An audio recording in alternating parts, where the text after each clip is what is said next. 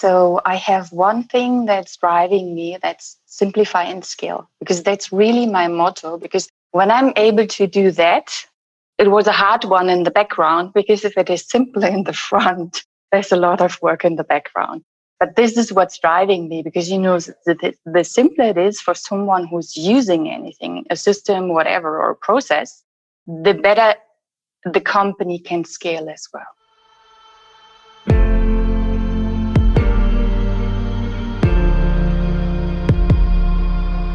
This is Sales Ops Demystified, the number one most downloaded podcast in sales operations. We invite the brightest minds in sales ops onto the show to deconstruct the what, why, and how behind rep productivity, forecasting, metrics, and all things revenue. This podcast is brought to you by Ebster, a revenue intelligence platform used to identify risk in the pipeline and score customer engagement, and is sponsored by the Global Sales Operations Association and the UK Revenue Operations Network.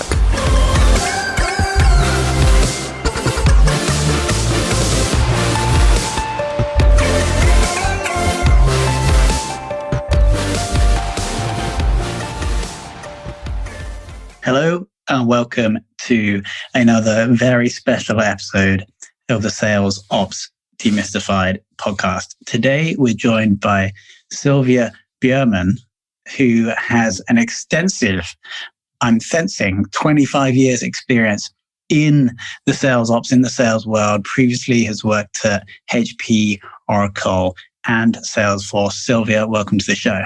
Thank you, Tom. I'm very pleased to be here and excited to see what's coming up. Amazing. So I want to go back and understand when you got your first taste for sales ops. And I understand this may not have been in a labeled sales ops role. It may have been when you were doing some other kind of sales related role. But when was that? And what was it about sales ops that grabbed you? It's quite a long time ago when it comes to that, because, I'm purely coming from the sales background. So where I started, and I had the pleasure or the curse as well, doing all the jobs myself. So I really stepped up the ladder and I had the experience. And through that, I really learned how important it is to focus on processes and how make it easy for all of the people working in processes. And this is where it became that I digged into it, the one hand really understanding the business side, because that's a process as well. And that's going to apply internally and externally. And one of the things I've learned through my time when I worked for an ERP company, because if you look at that, you need to look at processes. If you don't do that, it's going to hurt you very well. So this is where it started. Makes total sense. So you realize the importance of process in sales. Mm-hmm. And then, so would you say that up until today, that's been that's still the value you see in sales ops, is adding process to sales, making the sales team more, I don't want to say reliable, but more predictable almost? Definitely. So I have one thing that's driving me, that's simplify and scale, because that's really my motto. Because when I'm able to do that, it was a hard one in the background, because if it is simple in the front, there's a lot of work in the background. But this is what's driving me, because the simpler it is for someone who's using anything, a system, whatever, or a process, the better the company can scale as well. Makes sense. I would love to go back to one of your previous roles, and if you could, and I'm going to put you on the spot here, if you could give an example of where you've taken something simplified and then scaled it, I think that would be really valuable for the audience. Yeah. So the moment you're looking into, for example, compensation, it's a very complex theme, and partially it is in finance and partially it is in sales ops or revenue ops. It depends how you look at it. And doing it manually is such a big work. And then moving it forward, using a system and selecting a system and then implementing it, that was a huge and a big step forward, making life easy. Makes total sense. What are you seeing right now in the world of sales ops that you think is super important that maybe wasn't so important like 3 years ago? Yeah. What I think is most important in businesses, not thinking in silos. You can look only at sales operations on one hand, but there isn't only a single system. It is the whole process again. And if you're not paying attention to what happens before, meaning when it comes to marketing or really doing demand generation, then you're probably missing stuff in the middle in the sales process itself. And as well, if you don't do it right there, then everything what's coming in the background, meaning post customer success and as well finance, is going to hurt you. So it is the process, not a silo. That's what it is. Interesting. So when you see other departments in the revenue function that are maybe not communicating with each other, they have their own goals, they're doing their own thing, maybe not frustrating, this is an opportunity for improvement. Definitely. Absolutely. Awesome. I also understand that you have entrepreneurial experience. I'd be very interested to know how that has helped you in the world of sales ops, if it has. Yes, it has. Because the only thing you do when you start your own business, and that's what I did, is you need to do everything yourself. There isn't no one who's helping you to set up systems. There's no one helping you to buy stuff or sell stuff. You all need to do it yourself. And if you only own yourself or probably have 1 or 2 employees working with you, you really need to think about it. How can it be simple?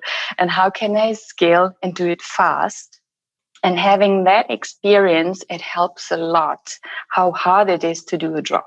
Doesn't matter what kind of job you do. So it comes back again to simplify and scale. Yeah, definitely. Amazing. Next, I'd like to talk about productivity with reps. And maybe this comes back to simplifying and scaling as well. Could you share a time previously where you've done something that has boosted rep productivity, what you did and what the result was? Most of the time, being in sales is you're looking for data. It's just when you drive your business, when you drive your territory, the most important thing is having data at hand to talk to customers, that you have an understanding of their vertical, how do they do their business, and as well probably have some data at hand, how you can back them. The data helps you to back up what you're talking about in the whole process. And this is what I really focused on, is just having reportings and dashboards right at hand for them. And as well, the ideal version is that you're not only having these kind of information in the sales operations part, you have ideally a BI part in the team as well, where you can really deep dive and help them. Because if they don't have to spend time doing it themselves, they can scale and have time for their own business. Got it. So so to pick up on one thing, when you say their own business, you mean like the salesperson's business, like the people? Okay, awesome. That's an interesting analogy. So what you're saying is give the salespeople the information they need so they don't have to spend their time going to find it, so they can spend more time selling. Yeah. Specifically, what information? Are we just talking about like how many employees their prospect has, or what other information can we give them to make them more effective? Mm-hmm.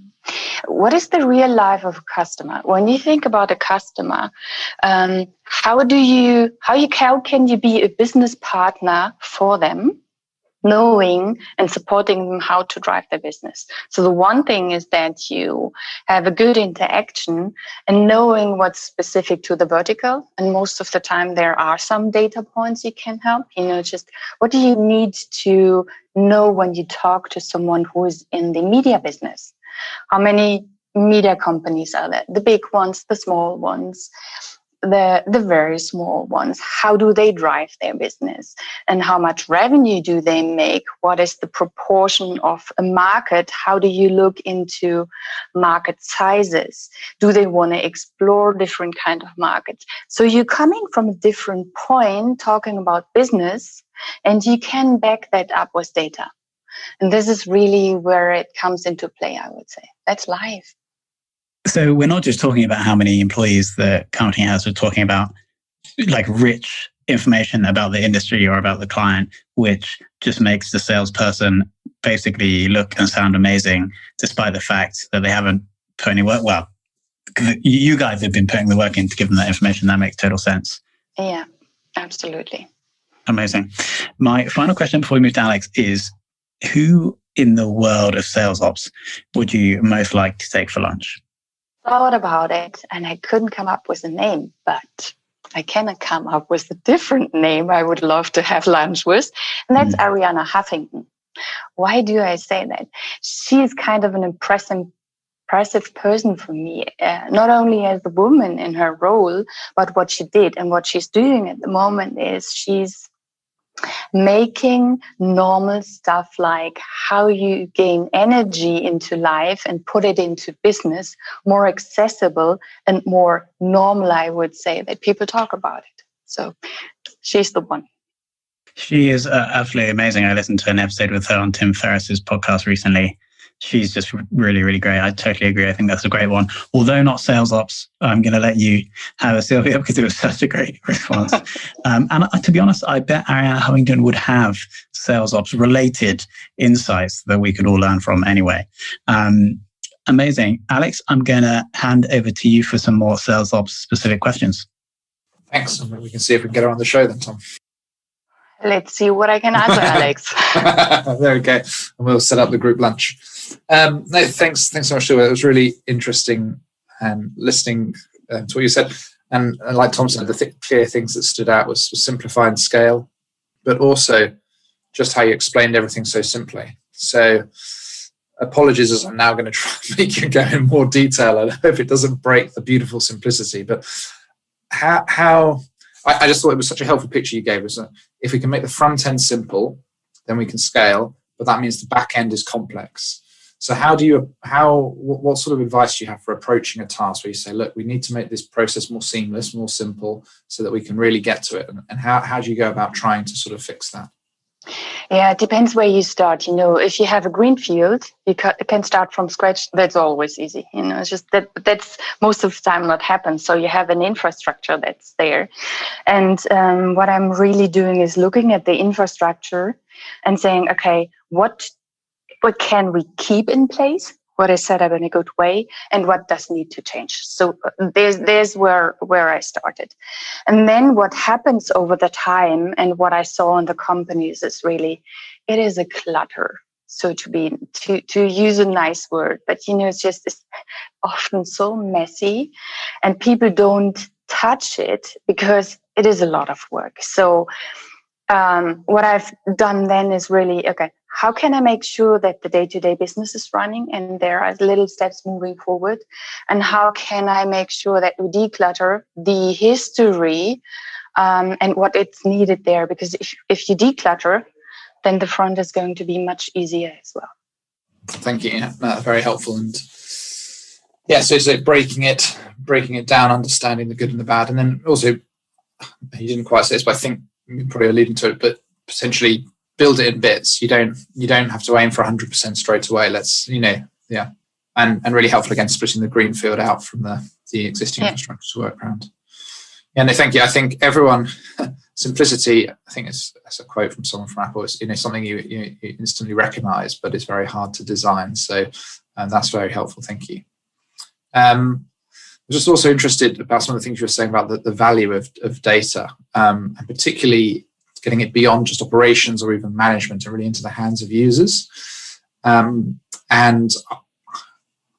really the avenue I wanted to explore was how do we do that? And by that I mean, what are some of the best ways to package up data? So for example, some people say, I've got 5 dashboards for my users, and full well they're not going to look at all of them. Maybe you can do one, but have you got any other things apart from just dashboards and reports? Any other ways that you try and get data into your users' hands? Mainly dashboards and reports, and a weekly summary of something. Because most of the time when people get a weekly summary in their inbox, in the email, and they see something that's eye-catching, they drill down into the data. Because that's how often what it used. And so reports and dashboards, what I really aim for is as well simplifying or minimizing it. And I often push back as well if someone is saying, okay, I need this and this and this and this. You know how it is. The more it isn't often the better. And I always ask it, what do you want to do with it? So what is it good for?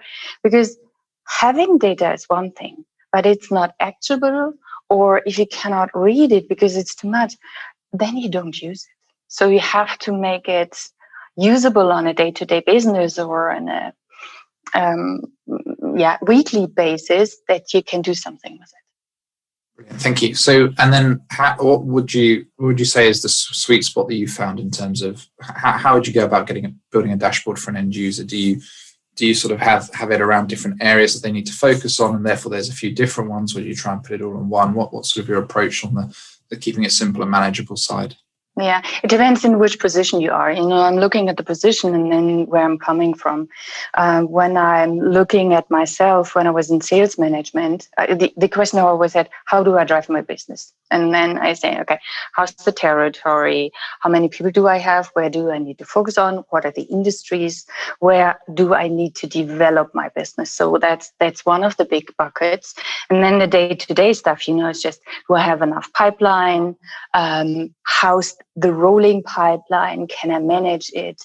How are the stages? Are we driving the pipelines through the stages?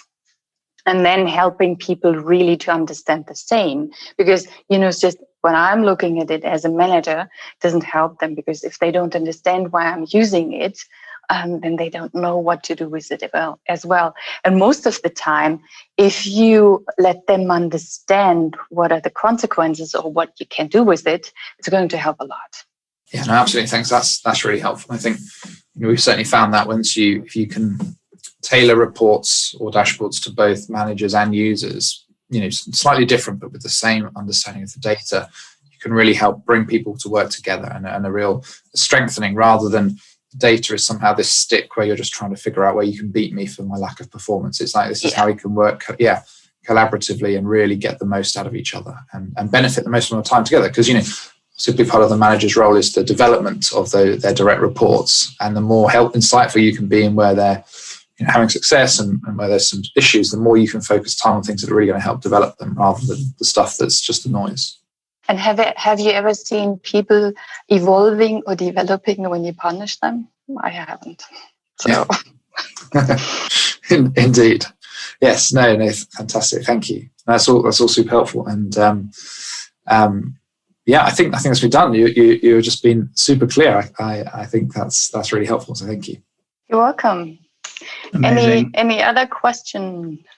I think for now, what I took away, the two things we're going to call this episode Simplify and Scale, of course, on Sales Ops Demystified for the alliteration, but also, so that's one big thing. But the second thing was about actually two things. So the rep being their own business, and then our job, or the sales ops function's job, is to equip them, for example, presenting them with information that's going to make them amazing, which is going to make them sell more commission for them, but also increase revenue for the company. So I think that's a lovely win-win-win situation for everybody. And that's the thing that I would love the audience to take away. So Silvia, thank you so much for being so generous with your time and wisdom.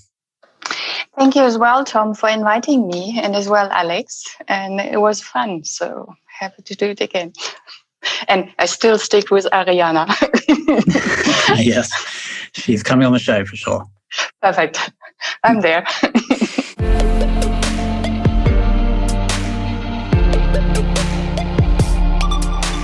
Thank you for listening to this episode of the Sales Ops Demystified podcast. If you are listening on a podcast listening application, then please subscribe, rate, and review. And if you have any questions about the show, if you know a guest, or if you have any questions about sales operations, just hit me up at tomhunt@ebster.com. That's tomhunt@ebster.com.